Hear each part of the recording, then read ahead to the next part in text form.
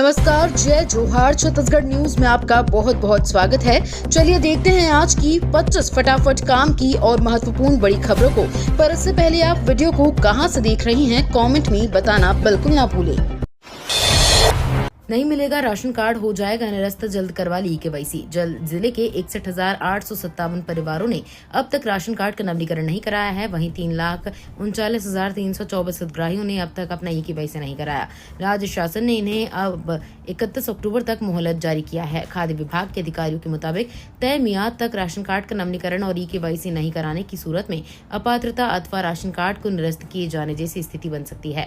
जिले में प्रचलित 4,68,073 राशन कार्डों के नवीनीकरण और राशन कार्ड से संलग्न सभी 17,11,668 सदस्यों का अनिवार्य रूप से राशन दुकानों में जाकर केवाईसी कराने निर्देश दिया है।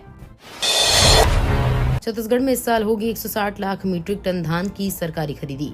छत्तीसगढ़ में धान की बेहतर उपज होने की उम्मीद को देखते हुए सरकार ने 160 लाख मीट्रिक टन धान की सरकारी खरीदी करने का लक्ष्य तय किया है। सरकार द्वारा किसानों को श्री अन्न की उपज को भी बढ़ाने के लिए लगातार प्रोत्साहित किया जा रहा है। इसके लिए राज्य सरकार द्वारा किसानों को दी जा रही सुविधाओं के बाद अब मक्का की उपज भी बेहतर हुई है। राज्य सरकार ने इस साल किसानों से मक्का की भी सरकारी खरीदी करने का फैसला किया है।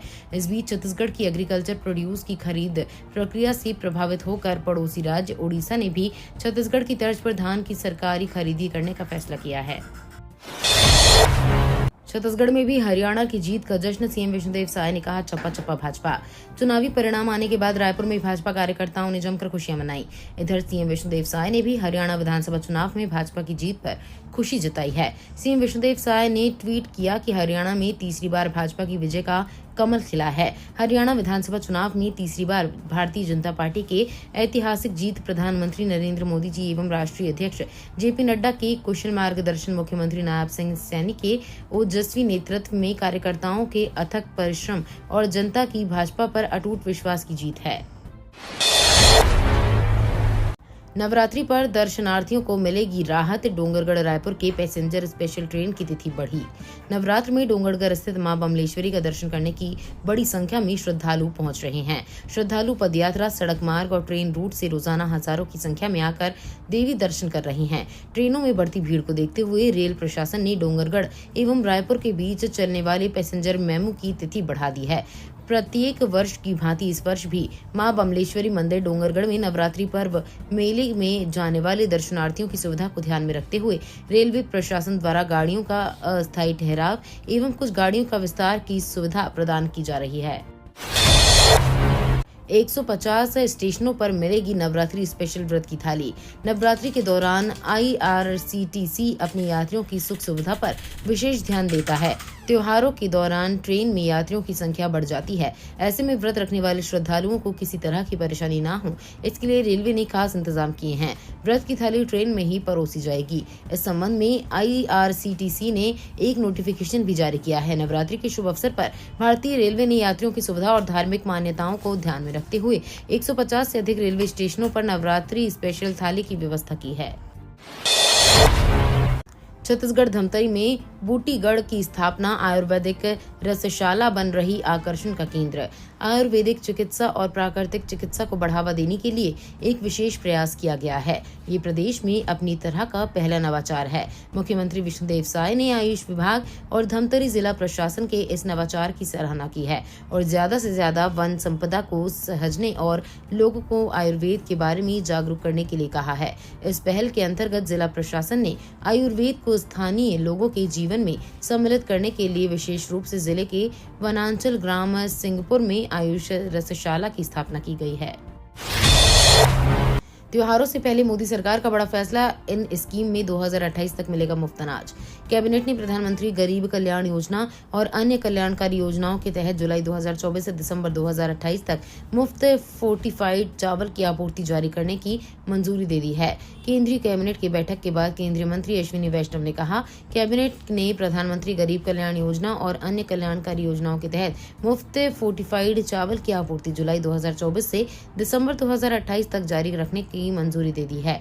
इससे एनीमिया और सूक्ष्म पोषक तत्वों की कमी कम हो जाएगी। कुल वित्तीय प्रभाव 17,082 करोड़ रुपए होगा और 100% वित्त पोषण केंद्र सरकार द्वारा किया जाएगा। यूपीएससी परीक्षार्थियों के लिए बड़ी खबर, अवध ओझा सर देंगे टिप्स। जांजगीर चांपा में 16 अक्टूबर को मोटिवेशन स्पीकर अवध ओझा का खास कार्यक्रम आयोजित किया गया है। हरिलीला ट्रस्ट के सचिव अमर सुल्तानिया ने इसकी जानकारी दी। कार्यक्रम की रूपरेखा और प्रवेश पाने के लिए क्या करना है, इसकी जानकारी के लिए बुधवार को प्रेस वार्ता का आयोजन किया गया। मोटिवेशन स्पीकर के रूप में अवध ओझा के साथ पूर्व आईएएस और छत्तीसगढ़ के वित्त मंत्री ओपी चौधरी भी युवाओं को करियर मार्गदर्शित करेंगे। दिसंबर जनवरी में होंगे छत्तीसगढ़ के निकाय चुनाव, परिसीमन और आरक्षण की प्रक्रिया तेज। इस वर्ष दिसंबर या अगले वर्ष जनवरी में होने वाले निकाय चुनावों को लेकर निर्वाचन आयोग ने तैयारियां शुरू कर दी हैं। आने वाले कुछ दिनों में ही चुनाव की तारीखों की घोषणा हो सकती है और तारीख घोषणा होते ही आचार संहिता भी लग जाएगी। इसे देखते हुए छत्तीसगढ़ राज्य निर्वाचन आयुक्त अजय सिंह की अध्यक्षता में बैठक हुई। राज्य निर्वाचन आयुक्त अजय सिंह ने कहा कि परिसीमन और आरक्षण की कार्यवाही समय सीमा में पूरी की जाए। चुनाव के लिए ये दोनों ही प्रक्रियाएं महत्वपूर्ण होती हैं। छत्तीसगढ़ के राम गोपाल में नई मुख्यमंत्री योजना के साथ बनाया अपना आशियाना। राम गोपाल को श्रम संसाधन केंद्र में मुख्यमंत्री निर्माण श्रमिक आवास सहायता योजना के बारे में पता चला। एक सरकारी योजना जिसका उद्देश्य उनके जैसे मजदूरों को आवास सहायता प्रदान करना है। जब राम गोपाल ने इस योजना के लिए आवेदन किया तो वे आशंकित थे, लेकिन साथ ही आशा से भरे हुए भी थे। अगर ये योजना साकार होती तो ये न केवल उनकी तत्काल आवास जरूरतों को पूरा करती है, बल्कि उन्हें सशक्तिकरण और सुरक्षा की भावना की प्रदान करती है। छत्तीसगढ़ कांग्रेस में नई सियासत, राजनांदगांव और रायपुर के नेताओं में टिकट को लेकर खलबली। रायपुर की दक्षिण विधानसभा सीट पर उपचुनाव की घोषणा के साथ ही कांग्रेस पार्टी में अंदरूनी गुटबाजी खुलकर सामने आ गई है।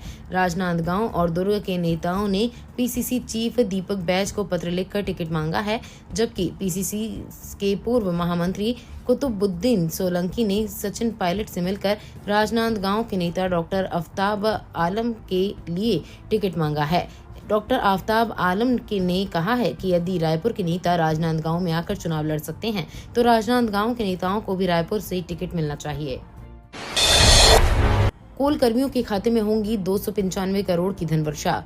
साउथ ईस्टर्न कोल फील्ड्स लिमिटेड में कार्यरत कर्मियों के बैंक खातों में बोनस की राशि जमा हो जाएगी। प्रबंधन ने बैंकों को कर्मचारियों की सूची उपलब्ध करा दी है। कोल इंडिया के करीब 2.39 लाख कर्मचारियों को बोनस प्रदान किया जाएगा। अकेले SECL के 36,000 कर्मचारी लाभान्वित होंगे। प्रत्येक कर्मियों को 93,750 रुपए प्रदान किए जाएंगे। SECL के कर्मचारियों को 295 करोड़ रुपए प्रबंधन वितरित करेगी। मोबाइल यूनिट से दूर के लोगों को समय पर मिलेगी चिकित्सा सहायता। क्षेत्र में स्वास्थ्य सेवाओं की पहुंच को बढ़ाने के उद्देश्य से NTPC ने एक महत्वपूर्ण कदम उठाते हुए मोबाइल मेडिकल यूनिट का शुरुआत किया है। कलेक्टर अजीत वसंत ने इस यूनिट का उद्घाटन किया। NTPC कोरबा ने वंचित समुदाय को आवश्यक चिकित्सा सेवाओं को प्रदान करने ये पहल की है। उद्घाटन समारोह कोरबा के कलेक्ट्रेट में हुआ। इस मौके पर विशिष्ट अतिथि राजीव खन्ना, परियोजना प्रमुख विनोद कोलहटकर, NTPC कोरबा अस्पताल के मुख्य चिकित्सा अधिकारी शशि शेखर, मानव संसाधन प्रमुख और शशांक छाजेड़, वरिष्ठ प्रबंधन CSR उपस्थित रहे। रेलवे ने भर्ती परीक्षाओं की संभावित तिथियों की घोषणा, नवंबर से शुरू होंगे एग्जाम। रेलवे भर्ती बोर्ड की ओर से अलग अलग भर्ती परीक्षाओं की संभावित तिथियां घोषित कर दी हैं। असिस्टेंट लोको पायलट भर्ती परीक्षा नवंबर में और RPF SI टेक्नीशियन और जूनियर इंजीनियर की परीक्षा दिसंबर में होगी। इसके लिए परीक्षा 2 से 5 दिसंबर तक आयोजित की जाएगी। जूनियर इंजीनियर, डिपो सामग्री अधीक्षक और अन्य की 7,951 पदों पर भर्ती के लिए जुलाई अगस्त में आवेदन मंगाए गए थे। इसकी परीक्षा 6 से 13 दिसंबर तक आयोजित की जाएगी। रायपुर में सचिन लारा फिर लगाएंगे चौके छक्के। इस दिन से होगा T20 टूर्नामेंट का आगाज। छत्तीसगढ़ के क्रिकेट प्रेमियों को एक बार फिर Sachin Tendulkar, Brian Lara, Shane Watson जैसे दुनिया भर के लीजेंड्स क्रिकेटरों का खेल देखने का मौका मिलेगा। इंटरनेशनल मास्टर्स लीग में खेलने के लिए रायपुर आ रहे हैं। रायपुर को IML के फाइनल समेत 8 मैचों की मेजबानी रायपुर को मिली है। इसमें भारत, श्रीलंका, ऑस्ट्रेलिया, इंग्लैंड, दक्षिण अफ्रीका और वेस्टइंडीज के दिग्गज क्रिकेटर के बीच भिड़ंत देखने को मिलेगी। टूर्नामेंट 17 नवंबर से 8 दिसंबर तक आयोजित किया जा रहा है। बिलासपुर की 4 बेटियां Chhattisgarh senior womens T20 trophy खेलेंगी। बिलासपुर क्रिकेट संघ बिलासपुर के लिए बड़े उत्साह है। बिलासपुर की 4 महिला खिलाड़ियों का चयन Chhattisgarh state senior women's T20 trophy team के लिए किया गया है। BCCI से मिली जानकारी के अनुसार 17 अक्टूबर से शुरू होने वाले टूर्नामेंट के सभी मैच कोलकाता के मैदान में खेले जाएंगे। बिलासपुर सीनियर के 4 महिला खिलाड़ी ऐश्वर्या सिंह, दुर्गेश नंदिनी साहू, प्रतिज्ञा सिंह और दृष्टि शर्मा का चयन किया गया है। आयुष्मान स्वास्थ्य योजना के तहत नियमों का उल्लंघन करने पर कार्रवाई। छत्तीसगढ़ राज्य नोडल एजेंसी द्वारा आयुष्मान भारत जन आरोग्य योजना और शहीद वीर नारायण सिंह आयुष्मान स्वास्थ्य योजना के तहत नियमों का उल्लंघन करने वाले अस्पतालों के खिलाफ लगातार कार्रवाई की जा रही है। इसी कड़ी में राजधानी रायपुर के 2 और डोंडी लोहारा के एक निजी अस्पताल पर कार्रवाई की गई है। राज्य नोडल एजेंसी को अस्पतालों के खिलाफ अनावश्यक पैकेज ब्लॉक करने, IPD और ICU पैकेजों का दुरुपयोग, योजना के तहत लाभ देने से इनकार करने और अतिरिक्त नगद राशि वसूलने की शिकायतें मिली। दुर्ग पुलिस ने दुर्गा पंडाल से लोगों को साइबर ठगबाजों से किया जागरूक। साइबर जन जागरूकता पखवाड़ा अभियान के चतुर्थ दिवस पर दुर्ग पुलिस ने साइबर अपराधों के प्रति जनता को जागरूक करने के लिए पूरे जोश और उत्साह के साथ कई कार्यक्रमों को आयोजन किया। इस अभियान का नेतृत्व पुलिस महानिरीक्षक दुर्ग रेंज राम गोपाल गर्ग के मार्गदर्शन में किया जा रहा है, जबकि पुलिस अधीक्षक जितेंद्र शुक्ला इस पूरे अभियान का पर्यवेक्षण कर रहे हैं। रही जागरूक करी जागरूक की थीम पर चल रहे इस अभियान के अंतर्गत आज दुर्ग पुलिस के अधिकारी और जवान विभिन्न स्थानों पर पहुंचे और जनता को ट्रेंडिंग साइबर अपराधों के बारे में जागरूक किया। छत्तीसगढ़ में बिक रही मध्य प्रदेश की शराब, आबकारी विभाग पर उठ रहे सवाल। पड़ोसी राज्य मध्य प्रदेश व महाराष्ट्र से शराब की तस्करी कर यहां खपाने का मामला लगातार बढ़ रहा है। तस्करों द्वारा आबकारी विभाग का चेक पोस्ट पार कर आसानी से पड़ोसी राज्यों से शराब की तस्करी की जा रही है। बागनदी पुलिस ने बॉर्डर में मध्य प्रदेश से शराब की खेप ला रहे 2 आरोपियों को गिरफ्तार किया है। आरोपियों के कब्जे से बड़ी मात्रा में शराब बरामद की गई है। पुलिस बागनदी से आगे दीवान टोला मोड़ के पास नाकाबंदी कर वाहनों की जाँच शुरू की। इस दौरान मोपेड वाहन क्रमांक CG08 AY1304 को रोककर जांच की गई। छत्तीसगढ़ के 4 पड़ोसी राज्यों में नक्सलियों के ठिकाने बनाने की आशंका। छत्तीसगढ़ में हाल में हुई मुठभेड़ में 31 नक्सलियों के मारे जाने के बाद पड़ोसी राज्य तेलंगाना, उड़ीसा, आंध्र प्रदेश और महाराष्ट्र को फिर से नक्सली नेताओं के अपना ठिकाना बनाने की कोशिशों को लेकर आशंकाएं बढ़ गई हैं। पिछले दिनों दिल्ली में केंद्रीय गृह मंत्री अमित शाह की नक्सल प्रभावित राज्यों के मुख्यमंत्रियों के साथ हुई बैठक में बेशक छत्तीसगढ़ के 4 अक्टूबर के नक्सली मुठभेड़ पर प्रसन्नता जाहिर की गई और केंद्रीय गृह मंत्रालय ने देश से माओवादियों का सफाया करने के लिए 2026 तक की गई समय सीमा को भी दोहराया है।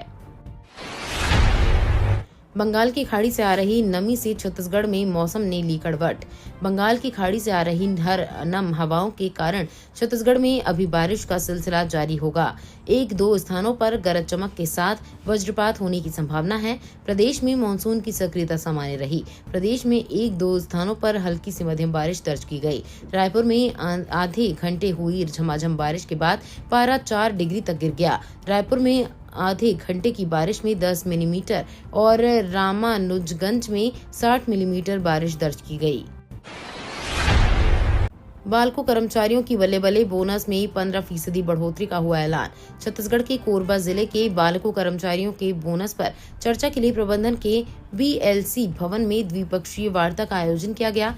इसमें प्रबंधन की ओर से IR और CHRO प्रमुख व यूनियन की ओर से इंटक के प्रतिनिधि शामिल हुए। BLC भवन में लगभग 3 घंटे तक बोनस के मसले पर चर्चा हुई। इसमें यूनियन ने प्रबंधन को हुए मुनाफे के आधार पर कर्मचारियों के बोनस में 20% तक की बढ़ोतरी की मांग की। देश में स्थापित होंगे 10 नए ESIC मेडिकल कॉलेज, केंद्र सरकार ने किया ऐलान। देश में जल्द ही 10 नए ESIC मेडिकल कॉलेज स्थापित होने जा रहे हैं।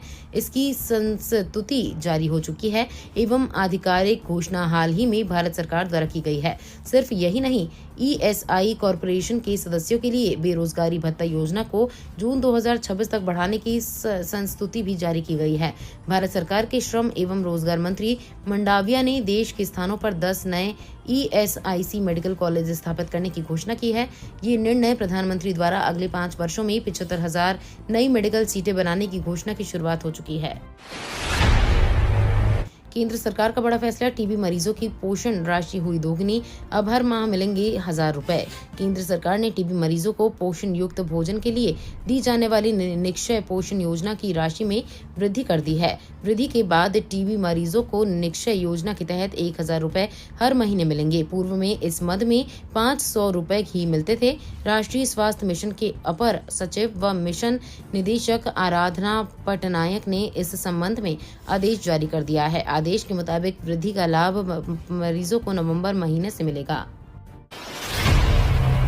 दिवाली से पहले बड़ी खुशखबरी, इनके खाते में आएंगे पैसे। भविष्य निधि संगठन ने दिवाली से पहले ही लगभग 7 करोड़ लोगों के खाते में ब्याज का पैसा जमा करने की प्लानिंग की है। 20 अक्टूबर से पहले ये पैसा खाते में जमा कर दिया जाएगा। इस बार 8.25 की दर से ब्याज दिया जा रहा है, जो पिछले साल 8.15 था। ऐसे में अगर आपके खाते में 1 रुपए लाख हैं तो आपको 8,250 रुपए ब्याज ट्रांसफर किया जाएगा। ब्याज का स्टेटस जानने के लिए रजिस्टर्ड मोबाइल से 01122901406 पर मिस्ड कॉल करें। ये तो थी आज की बड़ी खबरें। अगर आपको न्यूज पसंद आई हो तो वीडियो को लाइक और शेयर करना बिल्कुल ना भूलें। धन्यवाद।